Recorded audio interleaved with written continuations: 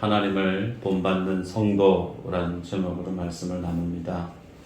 우리는 지난 시간에 성령을 근심하게 하는 것이 무엇인지에 대한 내용을 살펴봤습니다.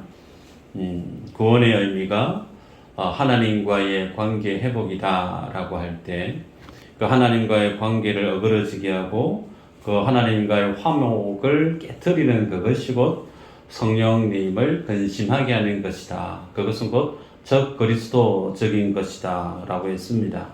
그래서 할 수만 있으면 비원불하지 말고 칭위격감하자, 그렇게 말씀을 강조했었죠. 말에 대해서 계속해서 연장선 위에 있습니다. 우리가 말 조심해야 된다, 선한 말 해야 된다, 소위 살리는 말 해야 된다, 우리 그렇게 늘 인지하고 또 그렇게 수긍을 하지만 그 말 잘 하기 위해서는 어떻게 해야 되는가, 나의 어떤 다짐이나 나의 어떤 노력으로 되는가 불가합니다. 그것이 되어질 수 있는 원리는 내가 하나님과 성령님과 말씀의 통치 아래 있을 때 가능합니다. 소위 내 생각을 바꾸는 것도 물론 중요하지만 내 생각이 하나님의 다스리심 안에 충만히 가할 때 우리의 말들이 바뀌어진다 그랬습니다. 그래서 이 말은 우리가 또다시 생각해 보면 온전히 죽어져야 되죠. 내가 하나님 안에서 온전히 죽어지고 내 안에 예수로 살면 우리들은 전혀 다른 사람으로, 마치 예수의 사람으로 새로운 삶을 살아가게 됩니다. 그럼 질문을 하게 되겠죠. 내가 어떻게 죽을 수 있지? 어떻게 해야 내가 예수님 안에서 죽는다고 말할 수가 있을까? 성경은 하나님께서 자신의 백성들을 사람 막대기와 채찍으로 인도한다라는 말씀을 하십니다. 여러분, 우리가 신앙생활을 하면서 사람 막대기와 이 채찍을 어디에서 경험을 할 수 있느냐면 모든 여러분의 삶의 자리가 하나님이 여러분을 이끄시는 현장입니다. 직장일 수 있고 동네일 수 있고 혹은 모든 곳인데, 그럼에도 불구하고 가장 적절한 곳이 어디냐면 여러분의 가정과 그리고 교회입니다. 하나님께서 여러분들을 가정과 몸된 교회 안에서 여러분의 모습들을 빚어가시고 만들어 가십니다. 여러분의 모난 성격들, 여러분의 잘못된 어떤 가치관들, 다른 사람을 배려하지 않는 그런 어떤 연약한 모습들이 우리 모두에게 있을 거예요.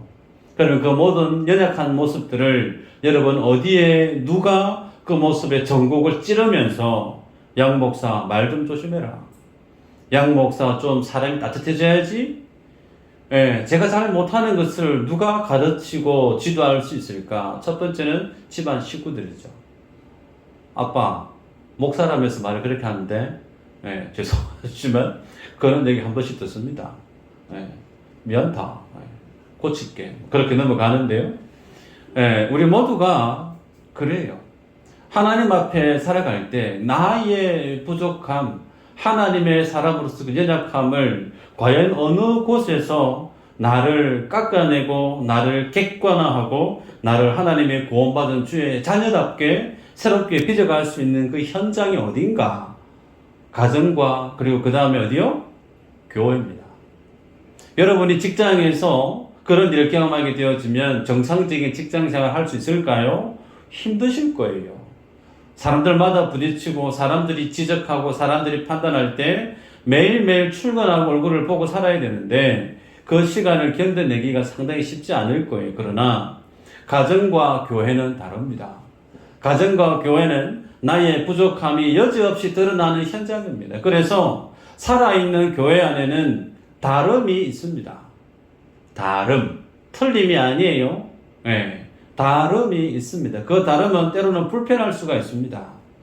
그래서 사랑하는 소그룹, 건강한 교회로 나아가는 과정 안에는 반드시 뭐가 있느냐면 갈등이란 것이 생길 수밖에 없어요. 그거 잘못된 거 아니에요. 갈등이 일면 그 갈등을 어떤 방식으로 어떤 원리로 그것을 해결해 가는가, 그 속에서 뭐가 있어지죠? 그 과정이 하나님이 인생을 다스려 가시는 사람 막대기, 인생 채찍이라는 거예요.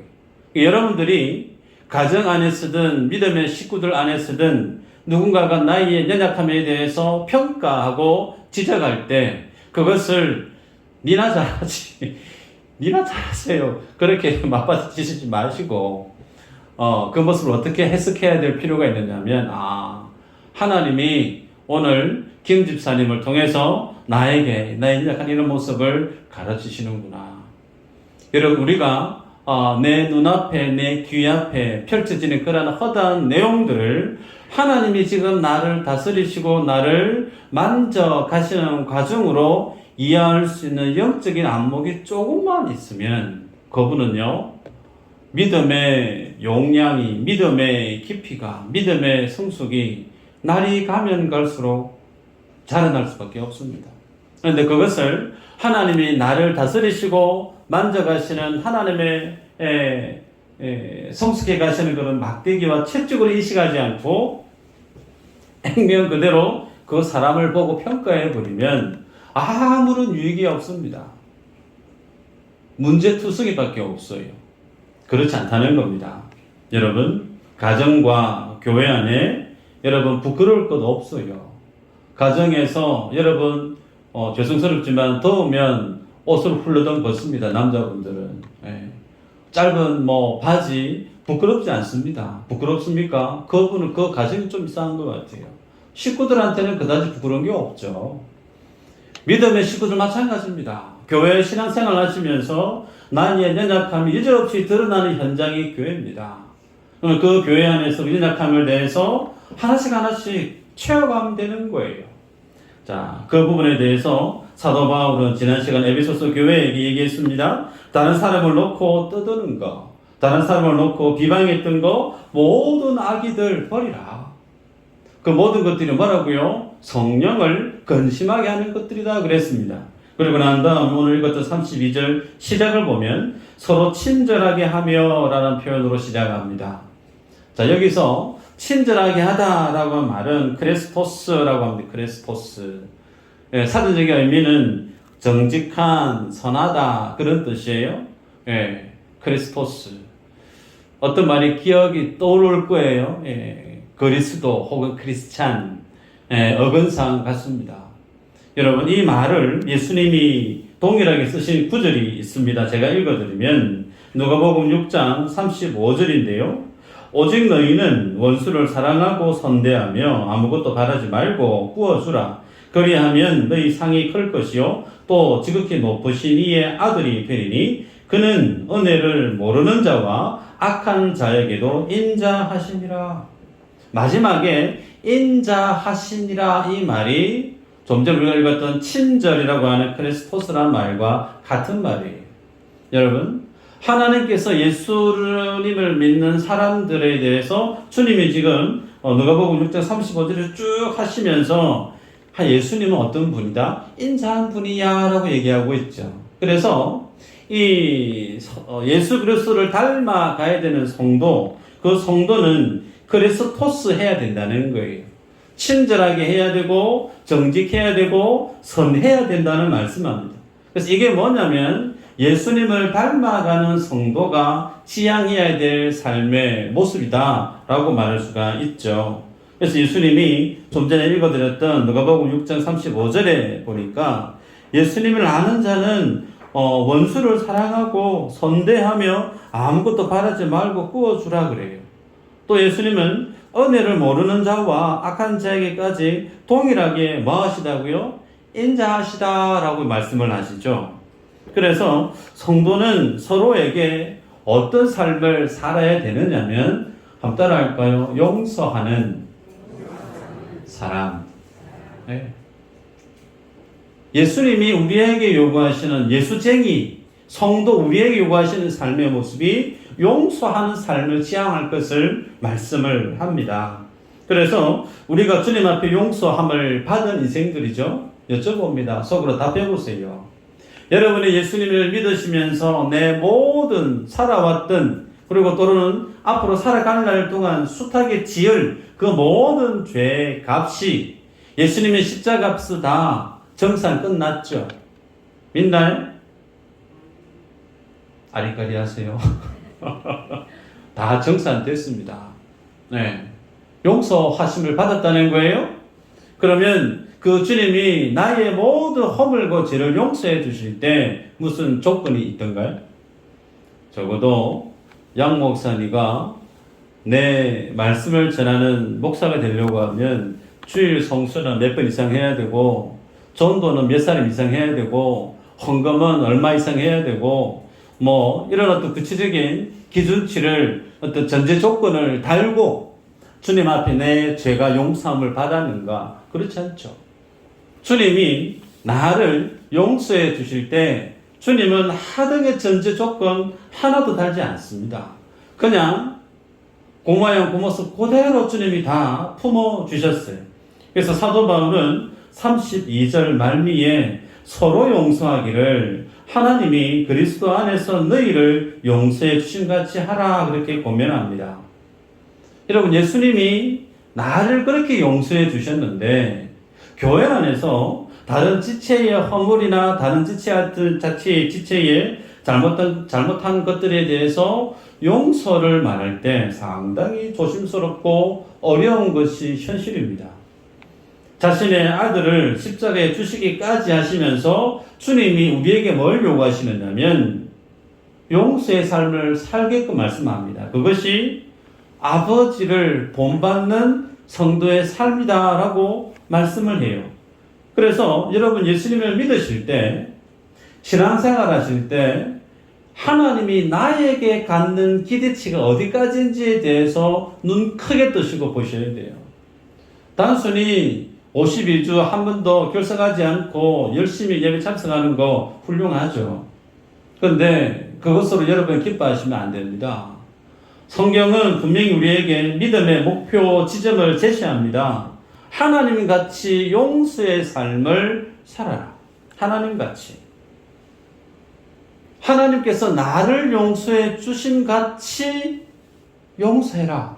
이것이 하나님 우리에게 기대하시는 내 믿음의 목표 수준이. 베드로에 대해서 한번 볼까요? 베드로 사도가 한 얘기를 보십시다. 베드로전서 3장 8절 11절인데 한번 읽어보십시다. 시작.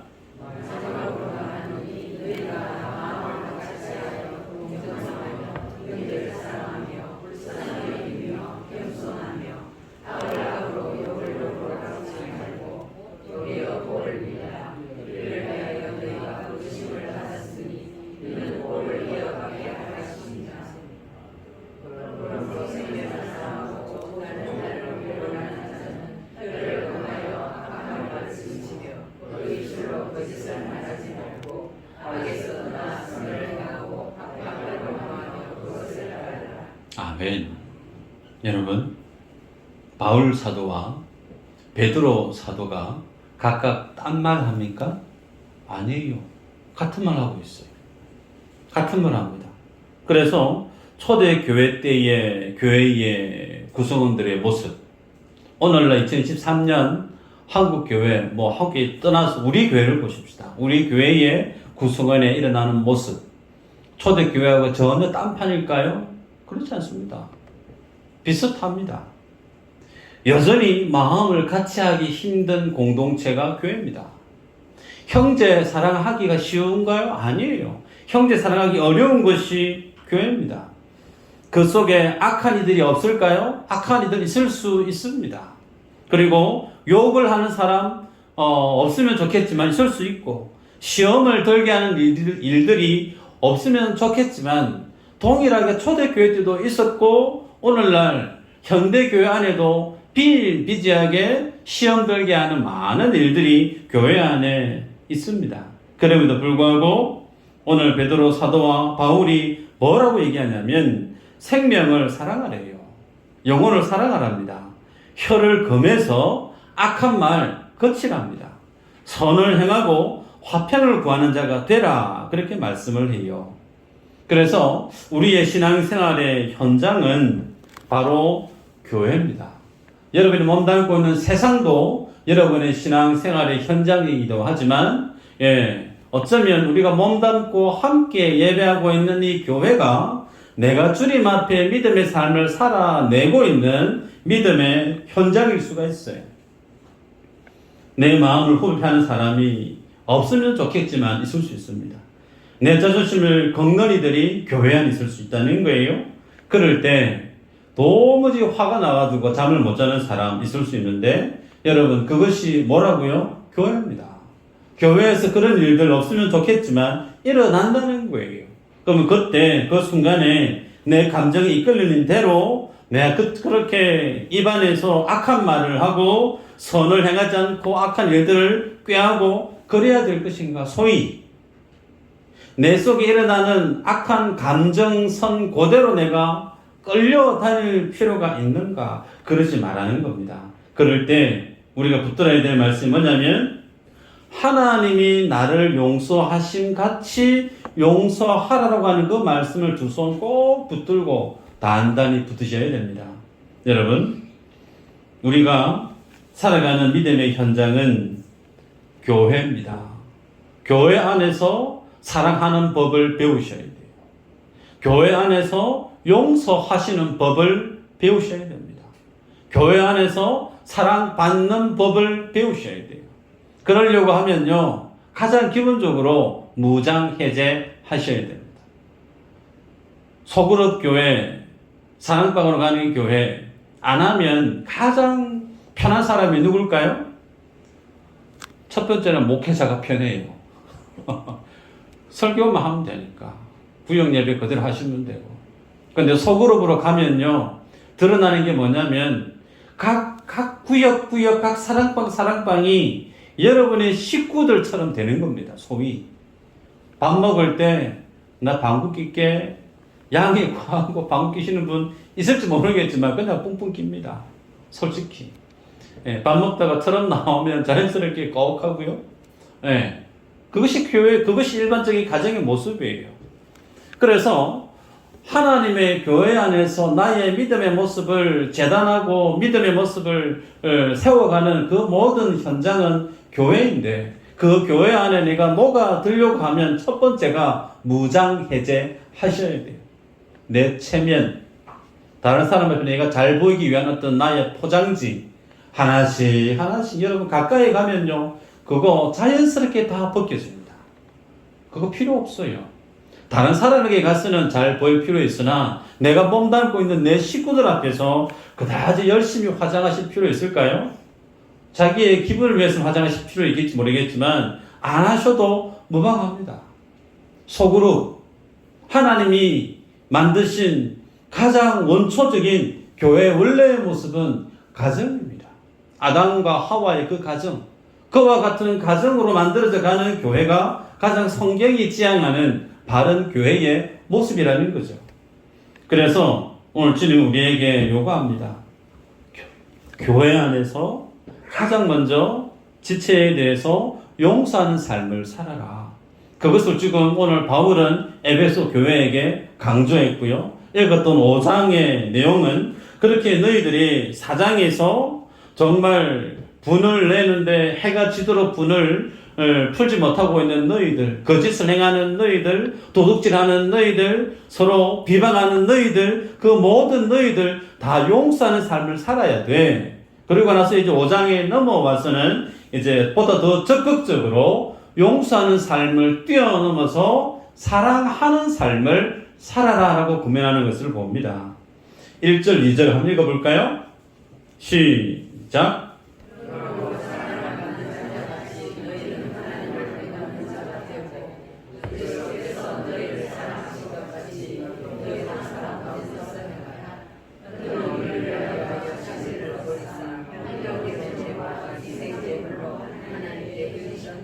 아멘.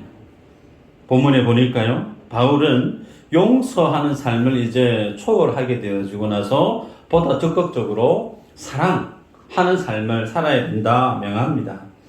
그래서 사랑해야 하는 일을 어떻게 규정하느냐면 1절에 보니까 그러므로 사랑을 받는 자녀같이 너희는 하나님을 본받는 자가 되고 그랬습니다. 4장까지 행해야 될 행동을 하지 않는 너희들, 행하지 말아야 될 행동을 하고 있는 너희들, 그러면서 용서에 대해서 강조했다면 이제 5장에 가서는 이제 사랑하는 삶을 살아야 되는데 누가 사랑할 수 있느냐?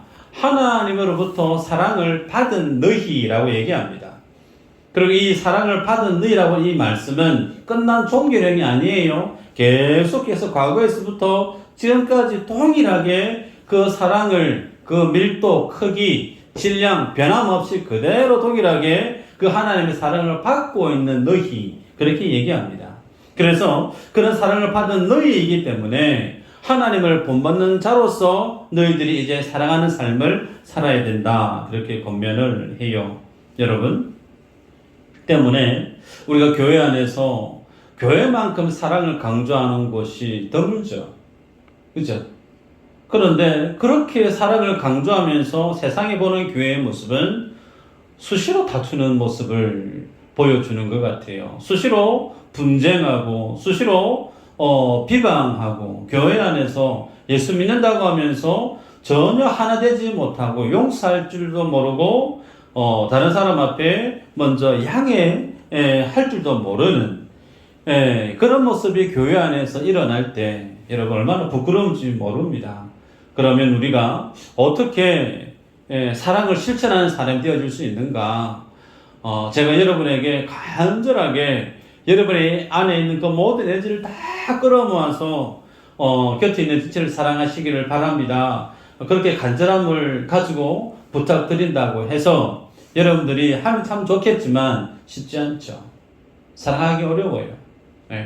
어떻게 사랑할 수 있는가? 성경은 하나님이 나를 어떻게 사랑했는지를 알라고 합니다. 그게 첫 번째예요.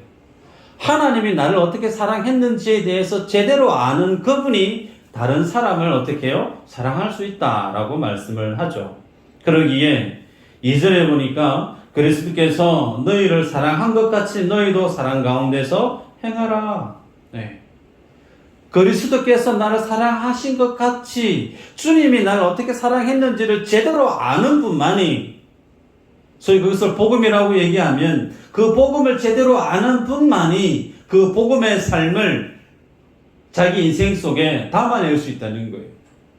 그래서 우리들은 늘 저는 얘기합니다. 사역보다, 일하는 것보다, 봉사보다 뭐가 가장 먼저 우선인가? 하나님 앞에서 자기의 신앙을 점검하고 복음을 아는 것부터. 그 복음을 알고 행하는 것과 복음을 모르면서 행할 때 만들어지는 결과물은 판이하게 다를 수가 있어요. 주님이 얘기합니다. 우리를 위하여 자신을 버리사 향기로운 제물과 희생 제물이 되셨다 그랬습니다. 예수님이 자신을 버리고 향기로운 제물이 되셨다. 여러분, 이 모습이 결국은 성도가 하나님 앞에서 하나님을 본받아 가야 될 모습이라 얘기하는데요. 여쭤봅니다. 지난주에 비비원불 하지 마시고 칭의 격감하십시오. 죽이는 말 하지 마시고 살리는 말 하십시오. 제가 당부를 드렸죠. 말에 대해서 내리 2주간의 말씀이 증거되어졌는데요.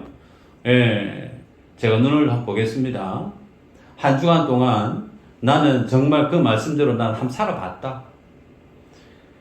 정말 속에 천불 나고 내 자존심을 걷고 화를 막 돋구는 사람이 있었지만 마음 같아서는 야 XX야 막 욕을 하고 싶은데 꾹 참고 나름 절제를 정말 탁월하게 잘해가지고 그럼에도 불구하고 내가 살리는 말을 했다. 그런 분 계신가요? 한 분은 계실 텐데. 여러분, 그런데요.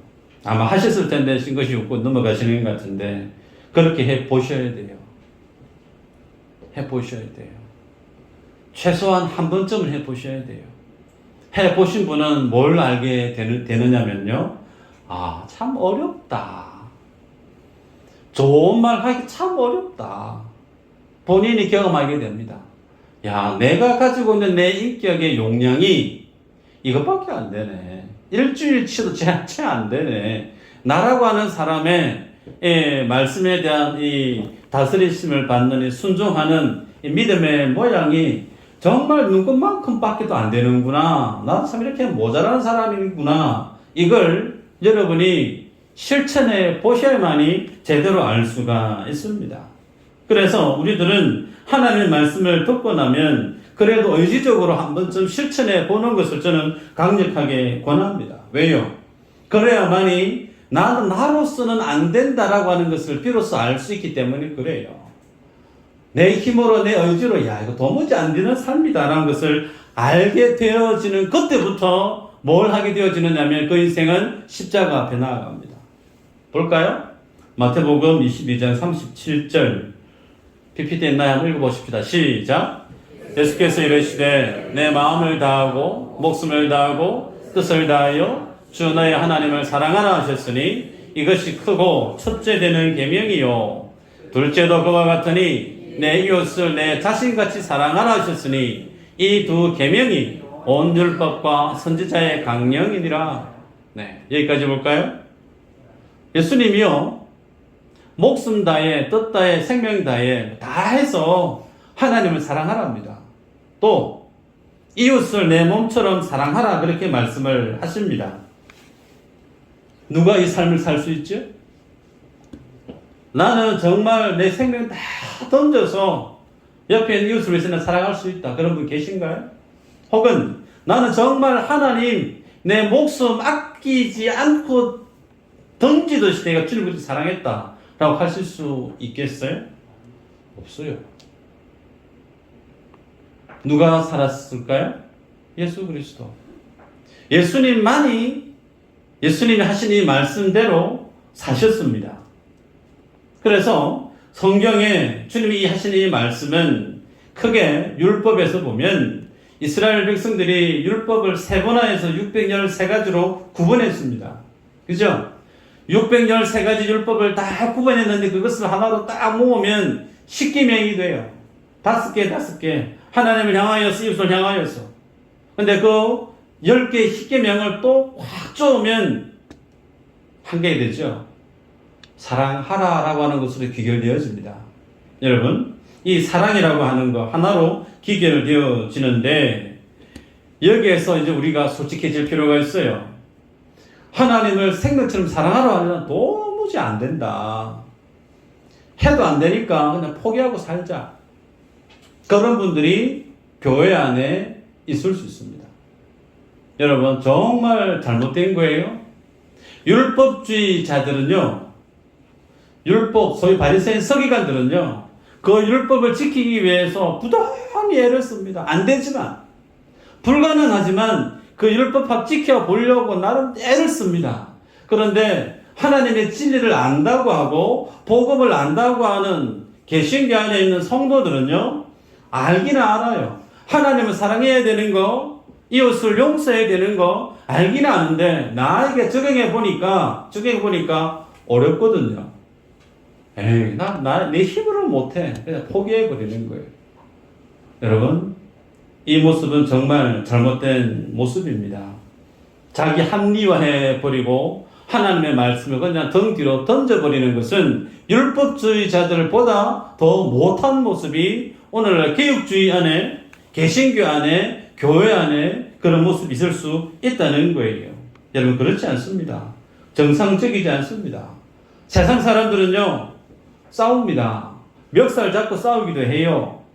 그러다가 싸우고 나서 관계를 풀기 위해서 우리 소주 한잔 하자. 그러면서 대포집에 가서 소주 기울이면서 또 풉니다. 세상 사람들은 그렇게 하는 것 같아요. 그런데 교회 다니시는 분들은 한번 싸우고 나면 잘 안 풀어요. 그렇다고 해서 그분들 데리고 소주집에 데려갈 수도 없고 정말 어렵습니다. 가장 사랑을 강조하고 용서를 강조하는 교회 안에서 한번 다툼이 있으면 용서가 잘 안 돼요. 네. 여러분, 이 모습을 우리가 어떻게 봐야 될까요? 가슴을 치면서 회개해야 될 내용이에요. 안 되니까 그냥 안 되는 거 포기하고 넘어가지가 아닙니다. 안 되니까 주님 앞에 엎드려야 되는 거죠. 여러분, 주님이 우리를 주의 피값으로 사셨습니다. 인정하시죠? 로마서 12장 1절 한번 읽어볼까요? 시작.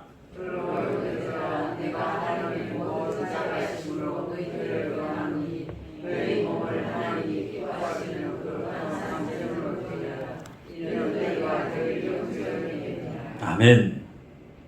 우리가 좀 전에 보았는데 예수님이 희생제물이 되셨다. 에베소서에서 봤어요. 그 희생제물은 소위 번제입니다. 태워서 올려드리는 제사 방법이에요. 그런데 그렇게 번제로 태워서 주님 앞에 올려진 예수님께서 오늘 우리들을 주님을 본받는 자가 되라 말씀하시면서 기대하시는 게 뭐냐면 하나님이 기뻐하시는 거룩한 산제물로 드리래요. 그게 우리가 주님께 올려드릴 수 있는 영적인 예배랍니다. 여러분, 오늘 이 말씀을 마무리하고 맺는데요.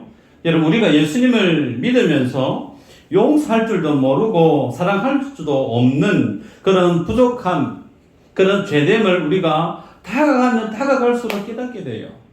한두 번 해보니까 전혀 감당할 수 없는 하나님의 말씀, 나와 내 안에 있는 믿음의 수준과 하나님의 말씀의 갭이 너무나 큰 것을 보게 돼요.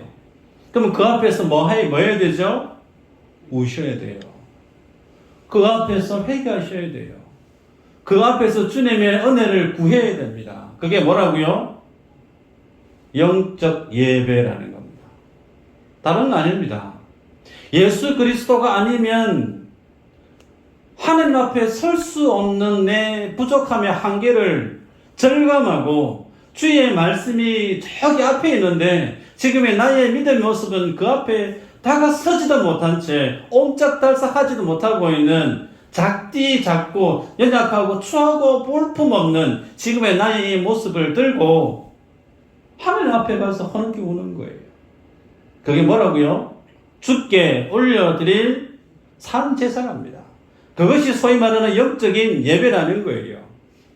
여러분, 주님이 우리를 값을 주고 사셨습니다. 볼까요? 한번 확인하고 넘어가십시다. 요한계시록 5장 9절 10절 시작. 그들이 새 노래를 불러 이르되 두루마리를 가지시고 그 인봉을 떼기에 합당하시도다. 일찍이 죽임을 당하사 각 족속과 방언과 백성과 나라 가운데에서 사람들을 피로 사서 하나님께 드리시고 그들로 우리 하나님 앞에서 나라와 제사장들을 삼으셨으니 그들이 땅에서 왕 노릇하리로다 하더라. 좀 전에 읽었죠. 9절에 사람들을 피로 샀대요. 사신 분이 누구예요? 예수 그리스도. 그 주님이 하나님 앞에 한 마리의 어린 양으로 드려질 때 그 주님이 우리를 자신의 피값을 주고 우리를 다 사셨다는 거예요. 사시고 나서 어떻게 됐을까요?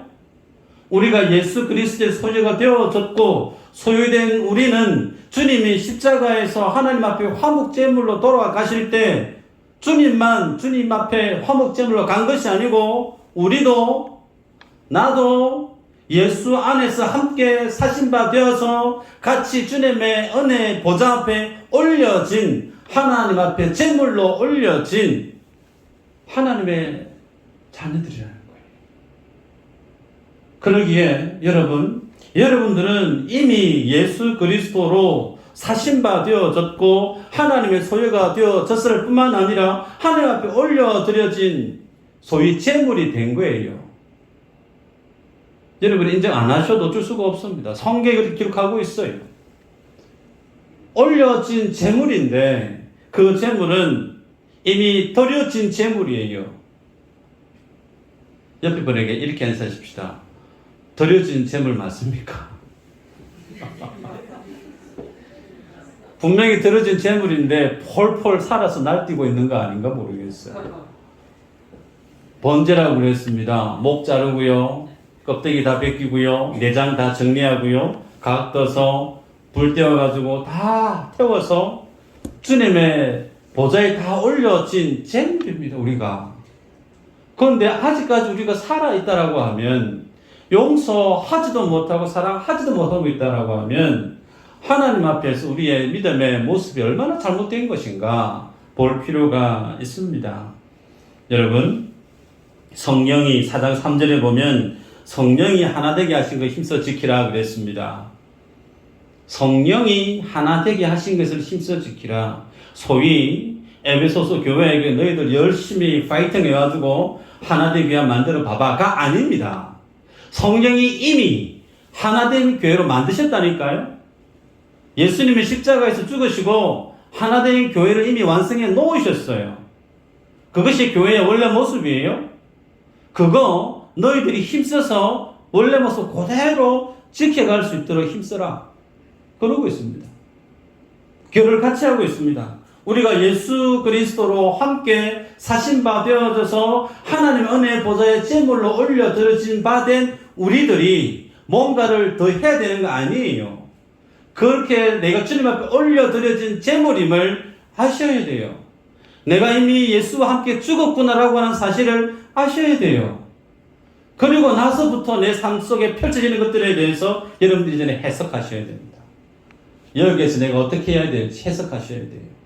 내가 주님 앞에 올려진 이미 나는 죽고 없는데 나는 주님 앞에 올려진 하나님의 거룩한 제물인데 내 눈앞에 펼쳐진 이 사실을 두고 상황을 두고 내가 어떻게 해석해야 될지에 대해서 여러분들이 이제는 분별할 수 있는 지혜가 필요한 거예요. 두 가지입니다. 사랑하라, 용서하라. 사랑하라, 용서하라. 우리가 주님 앞에 서기까지 해야 될 것 딱 이 두 가지입니다. 교회 안에서.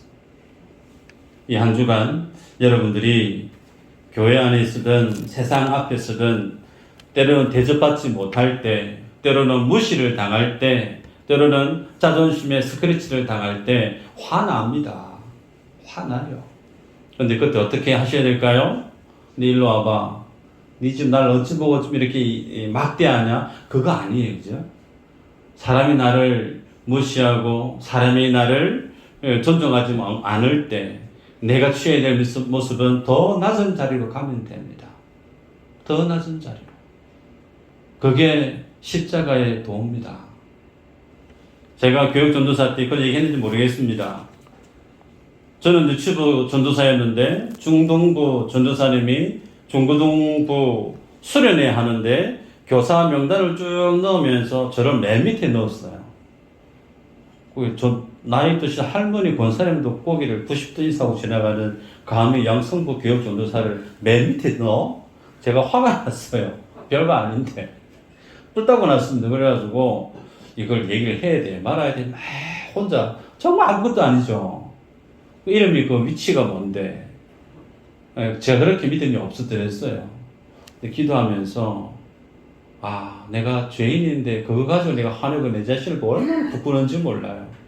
그때부터 저는 낮고 낮은 자리가 내가 서야 될 자리다 라고 저는 믿는 사람이에요. 여러분이 동일하게 권합니다. 교회 안에서 무시당할 때 혹은 직장에서 대접받지 못할 때 자존심 상해하시고 기분 나빠할 수 있는데요. 그거 아니에요. 낮고 낮은 자리로 더 낮아지시면 됩니다. 그러면 하나님이 높여주십니다. 용서하는 삶, 사랑하는 삶, 이 한 주간도 주님 앞에 이 사명 붙들고 승리하는 우리 되시기를 주의 이름으로 축복합니다. 기도합니다. 하나님 감사합니다.